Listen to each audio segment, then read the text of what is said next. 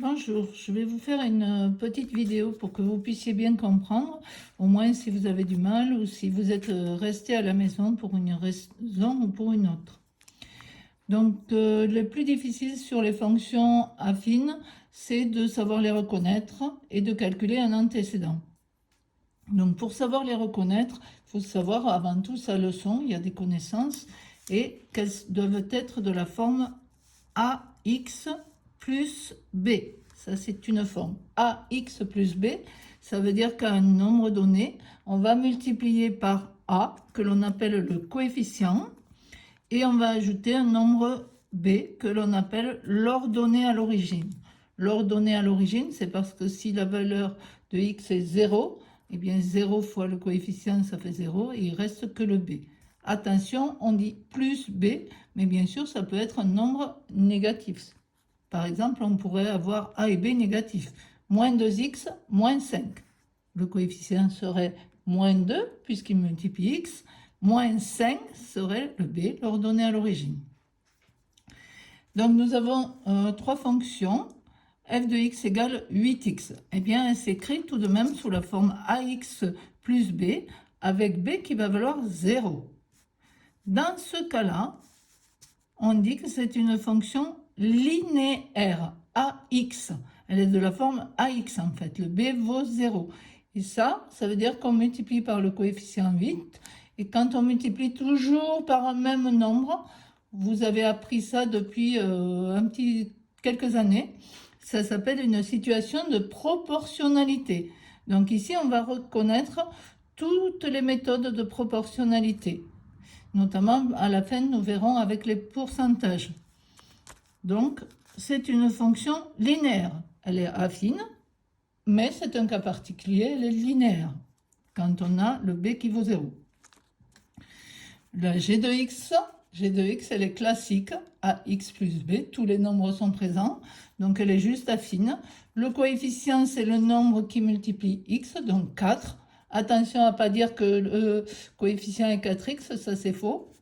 Et le b, c'est le nombre qu'on ajoute, donc ici plus 40 ou 40. S'il y avait eu moins 40, le coefficient aurait été, encore une fois, je répète, moins 40. Voilà, A et B. A, le coefficient. J'ai dit une bêtise.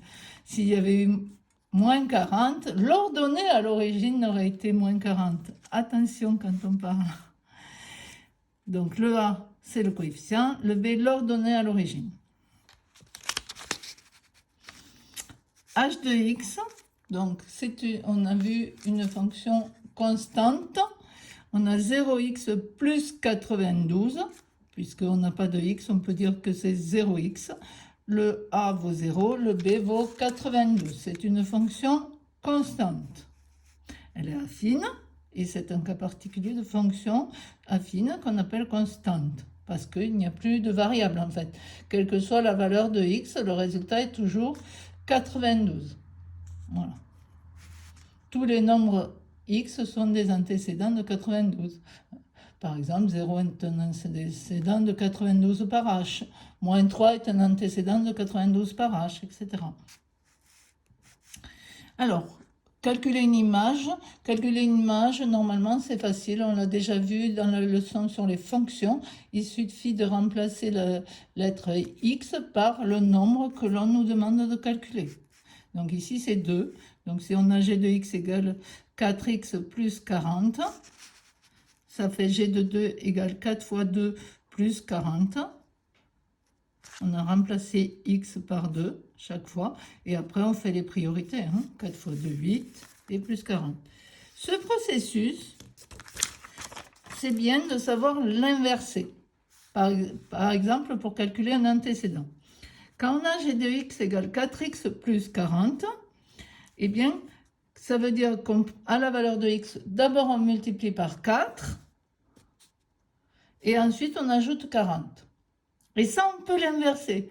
Rappelez-vous, dans un tableau de proportionnalité, si dans un sens, on multiplie par 8, dans l'autre, le contraire de multiplier par 8, c'est diviser par 8. Eh bien, on peut faire la même chose ici, sauf qu'il y a deux opérations successives. Alors attention, on remonte dans l'autre sens, c'est le sens inverse. Donc processus affine, je multiplie par un nombre, puis j'en ajoute un autre, que les nombres soient positifs ou négatifs, pas de problème. Donc ici, je remonte à l'envers. Donc à l'envers, le contraire de plus 40, ça devient moins 40. Et le contraire de multiplier par 4, c'est diviser par 4. On fait l'opération contraire. Donc ici, plus 40, son contraire est moins 40. Ici, multiplier par 4, son contraire, l'opération contraire, c'est diviser par 4. Ici, si on avait eu multiplié par moins 4, le contraire aurait été divisé par moins 4. Ne pas se tromper. Bien, donc nous arrivons à calcul d'antécédent par f et g pour 0 d'abord, l'antécédent. Donc pour f, elle est linéaire, rappelez-vous. Donc on vient de le redire, quand on multiplie par 8 dans un sens, dans l'autre on va tout simplement diviser par 8. Et 0 divisé par 8, bien sûr, ça fait 0. Donc pour le cas d'une fonction linéaire, quand le b vaut 0 ici, facile, pour trouver l'antécédent, on fait diviser par le coefficient. 8x, le coefficient est en 8. Pour calculer l'image, je multiplie par 8. Pour calculer le coefficient, je divise par 8. G de x égale 4x plus 40, cas général. Donc, j'ai remis le processus. En partant de x, je multiplie par 4, puis j'ajoute 40. Et on a dit donc, on inverse le processus, moins 40, divisé par 4 pour remonter. Donc, on va faire les opérations dans cet ordre pour calculer l'antécédent. D'abord moins 40, puis divisé par 4. On inverse. Je vous conseille de vous le présenter comme ça pour trouver les opérations au début. En fait, quand on va calculer, donc, pour savoir l'antécédent par G de 0, eh bien, ça s'appelle résoudre une équation. On le reverra dans une autre leçon, mais en fait, doucement, on va réviser, résoudre une équation. G de x égale 0. G de x égale 0, puisqu'on cherche l'antécédent de 0, c'est-à-dire qu'on cherche la valeur de x, et donc le résultat, l'image est 0. Ça s'écrit 4x plus 40 égale 0. Comment je remonte? En faisant moins 40, puisque j'ai le processus à côté là. Hein. On l'a vu ici. Moins 40, parfait. Donc si j'ai 4x plus 40, j'enlève 40, il reste que 4x. Ici j'ai 0 moins 40, ça fait moins 40. Donc j'en suis à 4x égale moins 40. C'est une égalité. Le contraire ensuite de multiplier par 4, divisé par 4. Donc 4 divisé par 4, ben, ça fait 1 x, ce qui peut s'écrire x aussi. Et moins 40 divisé par 4, moins 10. Donc j'écris à côté, l'antécédent de 0 par g est moins 10. Il n'y en a qu'un au passage parce que j'ai vraiment résolu l'équation. Donc il n'y en a qu'un. Alors, maintenant on me demandait l'antécédent de 84 par g. Donc, on va faire quoi? La même chose.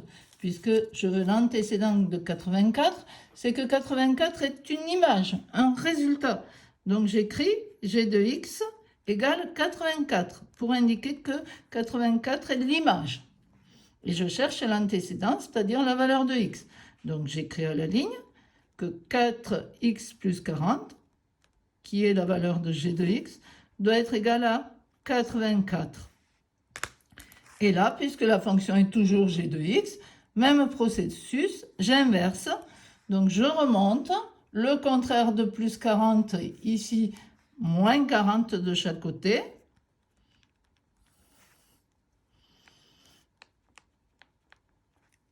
Donc, sur le membre de gauche ici, il va rester bien sûr que 4x. C'est le but du jeu en même temps. Et 84 moins 40, il reste 44. Là, j'ai remonté, donc j'ai 4 fois x, maintenant égale 44, j'en suis ici. Donc, le x est multiplié par 4. Le contraire de multiplier par 4, hop, divisé par 4, on l'a déjà expliqué.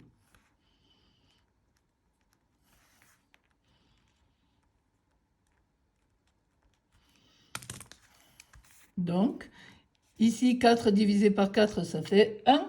1x, ça s'écrit x, est égal à, donc, 11. 44 divisé par 4, ça fait 11.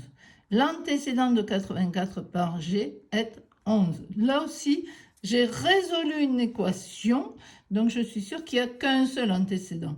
Donc, je mets l'antécédent.